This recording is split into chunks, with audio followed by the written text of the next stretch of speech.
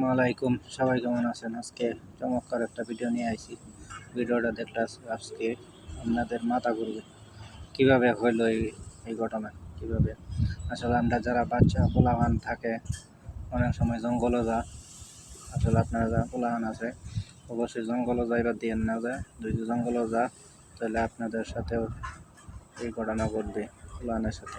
ঠিক আছে, ভিডিওটা দেখেন। আগে কেউ কিছু বুঝতে পারছেন নাকি অবশ্যই জানাবেন এটা কি ঢুকেছে। আসলে অনেকে আমরা চিনেন, হলো আপনার যুগ, জঙ্গল থাকে যুগ মনের ভিতরে হামাইছে। বাচ্চারা মনে হয়তো জঙ্গলে গেছিলো, এই জন্য গিয়া চোখ হামাইছে। আসলে আপনার পোলাহানটা আসলে জঙ্গলে যাইবার দিন না দেয়, তাহলে কুম্বালা যা খুঁজবে না, আসলে খুঁজবে সে দেখে বা করতে পারছে। তুই যে ভিতরে যাইতো গা তাহলে কি বা করতে পারতো। দেখছেন কত বড়। আপনারা সবাই সাবধানে আছেন, আর ভিডিওটা ভালো লাগলে সবাইকে শেয়ার করে দিন, সবার কাছে ভিডিওটা পৌঁছায় দিন। কেমন হয়েছে ভিডিওটা?